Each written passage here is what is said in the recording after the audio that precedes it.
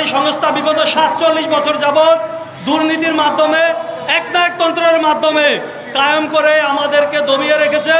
পক্ষান্তরে দেশের সাধারণ মানুষ বিদ্যুৎ সেবা, নিরবিচ্ছিন্ন বিদ্যুৎ সেবা থেকে বঞ্চিত হয়েছে।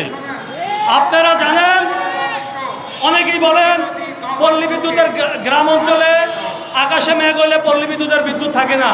এটা শতভাগ সত্য কথা। আপনারা দেখেছেন মিটারের রিডিং নিয়ে কি ধরনের অভিযোগ হয়, শতভাগ সত্য কথা। কিন্তু দুর্ভাগ্যজনক হলো এর আড়ালে যারা আছে, এর আড়ালে যারা কলকাঠি নাড়ে, সেই পল্লী বিদ্যুতায়ন বোর্ড তাদেরকেও চিনে না। চিনে আমরা যারা মাঠে কর্মরত আছি, কাজ করি, তাদেরকে চিনে মানুষ। কিন্তু এর পিছনে যে কোটি কোটি টাকার দুর্নীতির আখড়া যারা করেছে, লো কোয়ালিটির মালামাল অর্থাৎ নিম্ন কোয়ালিটির মালামাল ক্রয় করে, তাদেরকে কেউ চিনে না। আমরা স্পষ্ট বলতে চাই, আমাদের আজকের অবস্থান এই দুর্নীতিবাজদের বিরুদ্ধে। বাংলাদেশে থেকে ব্রিটিশ শাসন দূর হয়েছে, বাংলাদেশ স্বাধীনতা পেয়েছে, একনায়কতন্ত্র দূর হয়েছে, কিন্তু বাংলাদেশের এই ৪৫,০০০ মানুষ যারা ১৪ কোটি মানুষকে বিদ্যুৎ সেবা দেয়, তারা আজকে অপরাধীন। পৃথিবীর ইতিহাসে শুধুমাত্র এই পল্লী বিদ্যুৎ একটা সংস্থা যেখানে মাঠের কর্মীদের জন্য এক নিয়ম আর বোর্ডে যারা থাকে তাদের জন্য আরেক নিয়ম। ওই কর্তৃপক্ষ কোনোদিন তাদের মাঠে কাজ করার অভিজ্ঞতা নাই, তারা শুধু এসি রুমে বসে বসে আমাদের নিয়ন্ত্রণ করে আর নির্দেশনা দেয়, একেবারে সেই ব্রিটিশ স্টাইলে। আমরা আজকে ছাত্র জনতা বলেছে, আমাদের দেশের অন্তর্বর্তীকালীন সরকারের মাননীয় প্রধান উপদেষ্টা বলেছে, উনি বলেছে দেশের প্রতিটি সেক্টরকে সংস্কার করতে হবে, ওনারা সংস্কারের উদ্যোগ দিয়েছে। কিন্তু আপনারা জেনে অবাক হবেন, আমাদের এই আন্দোলন বিগত জানুয়ারি মাস থেকে এই আন্দোলনের কারণে তৎকালীন সময়ে আমাদেরকে সরকার বিরোধী আখ্যা দিয়ে সেই মার্চ এপ্রিল মাসে আমাদেরকে অনেককে সাসপেন্ড করেছে, অনেককে চাকরিচ্যুত করেছে ওই স্বৈরাচার আরিবির কিছু দুষ্কৃতিকারী। আজকে আমরাই একমাত্র যারা চাকরি করা অবস্থায় দুর্নীতির বিরুদ্ধে কথা বলেছি। আমি স্পষ্ট জানাতে চাই, আজকে যেখানে ছাত্র জনতা, দেশের অন্তর্বর্তীকালীন সরকার দেশ সংস্কারের উদ্যোগ দিয়েছে, সেখানে ইতিমধ্যে আমাদের দাবির যুক্তিকতা তারা অনুধাবন করে ইতিপূর্বে বিদ্যুৎ বিভাগ থেকে একটি নিরপেক্ষ কমিটি হয়েছে। কিন্তু পল্লী বিদ্যুতায়ন বোর্ডের কর্তৃপক্ষ সেই বোর্ডে বিদ্যুৎ বিভাগের সেই মিটিং অনুপস্থিত থাকা এবং পরবর্তীতে তারা ছাপ জানিয়ে দিয়েছে তারা অন্তর্বর্তীকালীন সরকারের যেই উদ্যোগ, সংস্কার, রিফর্ম, এটা তারা মানে না। কত বড় সাহস তাদের! আজকে সরকার যেখানে সংস্কারের উদ্যোগ দিয়েছে, বিদ্যুৎ বিভাগ কমিটি করেছে, আমাদের পল্লী বিদ্যুৎ সমিতির পক্ষ থেকে আমরা কমিটিতে উপস্থিত হলেও তারা স্পষ্ট বিদ্যুৎ বিভাগের কমিটিকে জানিয়ে দিয়েছে তারা সংস্কারের এই সংস্কার তারা মানে না, তারা বিদ্যমান কাঠামো বজায় রাখতে চায়। আমরা জানতে চাই তাদের এই সাহস শক্তি কোথা থেকে আসে, যেখানে ছাত্র জনতার এই আন্দোলন, এই স্বাধীনতা, অন্তর্বর্তীকালীন সরকারের যে উদ্যোগ, সেখানে পল্লী বিদ্যুতায়ন বোর্ড কিভাবে সরকারের নির্দেশনা, সরকারের উদ্যোগকে তারা অবজ্ঞা করে। এবং শুধু তাই না, তারা বিভিন্ন জায়গায় পল্লী বিদ্যুৎ সমিতির কর্মকর্তা কর্মচারীদের নামে বিভিন্ন ধরনের কথাবার্তা ছড়িয়ে যাচ্ছে, গুজব ছড়াচ্ছে। তারা ইতিপূর্বে সরকারের বিভিন্ন মহলে আমাদের নামে বিভিন্ন ধরনের উস্কানিমূলক বার্তা দিয়েছে, যা সম্পূর্ণ মিথ্যা এবং গুজব। আমরা বলতে চাই, এই দুর্নীতিবাদ প্রতিষ্ঠানে যারা এতদিন শত শত কোটি টাকা দুর্নীতি করেছে, নিম্নমানের মালামাল ক্রয় করে, সরকারের কাছে আমাদের অনুরোধ, আজকে একটি নিরপেক্ষ কমিশন গঠন করে এই সকল দুর্নীতিবাজদের আইনের আওতায় আনতে হবে। এটা হচ্ছে আমাদের দাবি। পাশাপাশি এই পল্লী বিদ্যুতায়ন সিস্টেমকে সংস্কারের জন্য আমরা গত 1 বছর যাবত যে আন্দোলন করে যাচ্ছি, আমাদের যে 2 দফা প্রাণের দাবি, আমাদের দাবি মানি 14 কোটি মানুষের ভাগ্য এটার সাথে নির্ভরশীল। এই 2 দফা দাবি বাস্তবায়ন হলে পল্লী বিদ্যুতায়ন বোর্ড, পল্লী বিদ্যুৎ সমিতি যদি সংস্কার হয়, অর্থাৎ একীভূতকরণ সহ অভিন্ন চাকরিবিধি বাস্তবায়ন এবং সকল চুক্তিভিত্তিক এবং অনিয়মিতদের চাকরি নিয়মিতকরণ, এই 2 দফা দাবি বাস্তবায়ন হলে আমি গ্যারান্টি দিয়ে বলতে পারি, বাংলাদেশে অন্যান্য বিদ্যুৎ বিতরণকারী সংস্থাগুলি যেভাবে নিরবিচ্ছিন্ন বিদ্যুৎ এবং সুন্দর সিস্টেমের মাধ্যমে পরিচালিত হয়, পল্লী বিদ্যুৎ কার্যক্রম যেখানে আমরা দেশের 80% মানুষকে বিদ্যুৎ দেই, এই সিস্টেমটাও ঠিক সেরকম সিস্টেম হবে। আপনারা দেখেছেন শহর অঞ্চলে বিদ্যুৎ যায় না, নেসকো ওজোপাটিকো তাদের বিদ্যুৎ যায় না ঝড় বৃষ্টি হলে, কিন্তু পল্লী বিদ্যুতের বিদ্যুৎ একটু আকাশে মেঘলে চলে যায়। এর কারণ একটাই, পল্লী বিদ্যুতায়ন বোর্ড বিগত সময়ে দুর্নীতির মাধ্যমে দিনগমানের কোয়ালিটি মালামাল ক্রয় করছে, নন স্ট্যান্ডার্ড লাইন নির্মাণ করেছে, যার ভোগান্তি সাধারণ মানুষ পোহাচ্ছে। এবং আমরা যারা মাঠ পর্যায়ে কাজ করছি, মানুষ আমাদেরকে দোষারোপ করছে। আজকে মিটারের ভিতরে বিল, এই ধরনের অনেক নিউজ গত কয়েকদিন আপনারা দেখেছিলেন।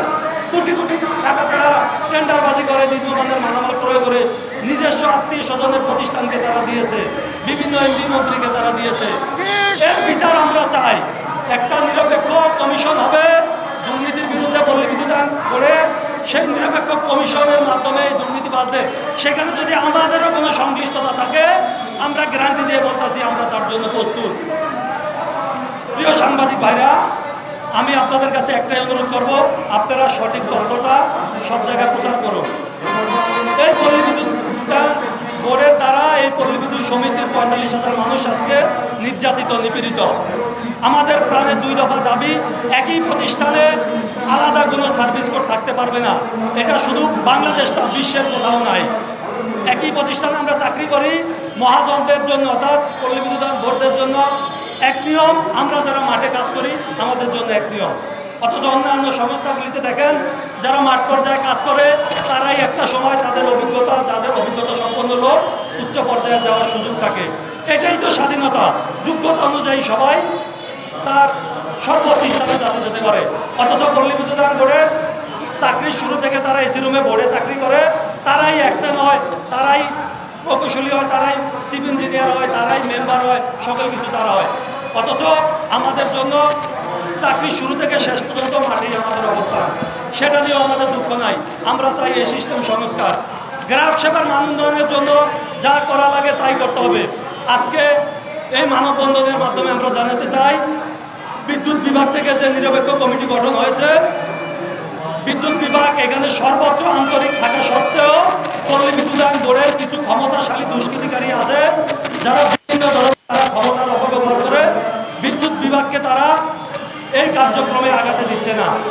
ইতিপূর্বে কয়েকটি বিদ্যুৎ বিভাগের এই রিফর্ম সংস্কারের কয়েকটা সভা অনুষ্ঠিত হলেও কমিটির পল্লী বিদ্যুতায়ন বোর্ড স্পষ্ট জানিয়ে দিয়েছে তারা সংস্কারের প্রস্তাব রাজি না।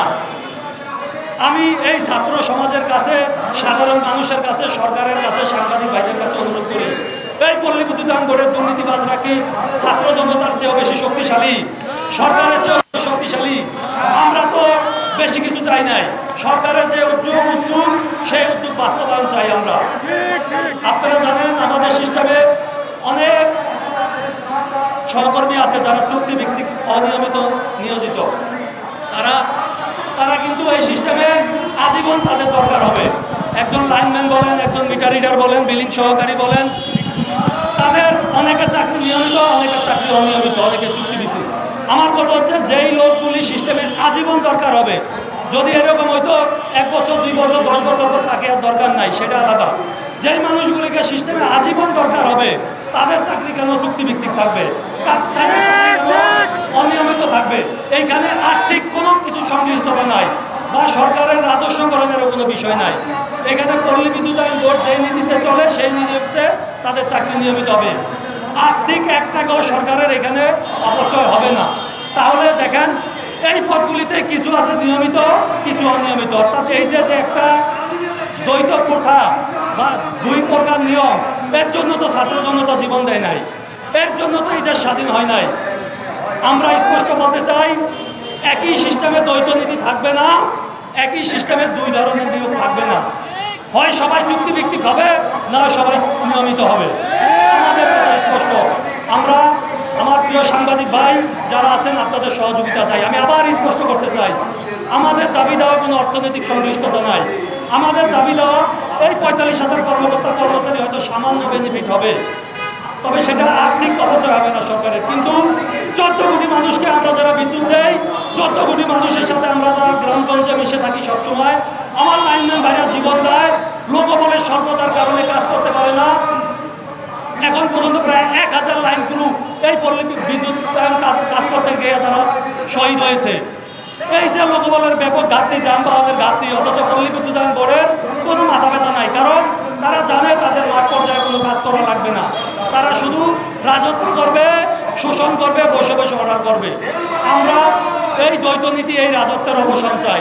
স্বাধীন বাংলাদেশে অন্যান্য বিদ্যুৎ বিতরণকারী সংস্থাগুলি যেইভাবে চলে, পল্লী বিদ্যুতায়ন সিস্টেমও সেইভাবে চলবে, এটাই আমাদের চাওয়া। এবং সেটার জন্য সরকার যেই সংস্কার রিফর্মের উদ্যোগ নিয়েছে, সেই সংস্কার রিফর্ম দ্রুত বাস্তবায়ন করতে হবে। এবং আবারও বলি, আমি যে সকল বিগত সময়ে, বিগত বছরগুলিতে পল্লী বিদ্যুতায়ন বোর্ডের যারা নিম্নমানের মালামাল ক্রয় করে শতভাগ বিদ্যুতায়ন নামে হাজার হাজার কোটি কোটি টাকা দুর্নীতি করেছে, সরকারের পক্ষ থেকে একটা নিরপেক্ষ কমিশন গঠন করে এটা তদন্ত করতে হবে। এটাই আমাদের দাবি। আমি আর কিছু বলবো না। আপনারা যারা আছেন, আমরা আপনাদেরকে বিদ্যুৎ দেই। দেশের 14 কোটি মানুষ, অর্থাৎ 80% উপরে মানুষকে আমরা বিদ্যুৎ দেই। আমরা আপনাদের সহযোগিতা চাই। আমরা আপনাদের ভাই, আমরা আপনাদের বোন, আমরা আপনাদের সন্তান। গ্রাম অঞ্চলে, গ্রাম আর শহরের বৈষম্য দূর করতে পল্লী বিদ্যুতায়ন সিস্টেম সংস্কারের বিকল্প নাই, বিকল্প নাই, বিকল্প নাই। সরকার যে উদ্যোগ দিয়েছে পল্লী বিদ্যুতায়ন বোর্ড, সেটা প্রত্যাখ্যান করেছে। তাদেরকে শাস্তির আওতায় আনতে হবে। এবং বিভিন্ন জায়গায় গুজব ছড়াইছে আমাদের নামে, কারা ছড়াইছে এটা সরকারের তদন্ত করতে হবে। আমি শেষ করব একটা কথাই বলে, এই 14 কোটি মানুষের বিদ্যুৎ সেবা নিশ্চিত করার জন্য, ছাত্র জনতার স্বপ্ন বাস্তবায়নের জন্য অন্তর্বর্তীকালীন সরকার যেই উদ্যোগ নিয়েছে, পল্লী বিদ্যুতায়ন সিস্টেমকে সংস্কারের জন্য বিদ্যুৎ বিভাগ যে কমিটি করেছে, অতি বিলম্বে সেই কমিটির কাজ শেষ করে পল্লী বিদ্যুতায়ন সিস্টেমকে সংস্কারের মাধ্যমে একটি আধুনিক সিস্টেম আমরা চাই। এই 14 কোটি মানুষের প্রতিনিধি হিসাবে এই 14 কোটি মানুষকে বিদ্যুৎ সেবা নিশ্চিত করার জন্য এ বিষয়ে আমি ছাত্র জনতা, সরকার, আমার সাংবাদিক ভাই, দেশের সাধারণ জনগণ সকলের সহযোগিতা অনুরোধ করছি। ধন্যবাদ। আসসালামু আলাইকুম।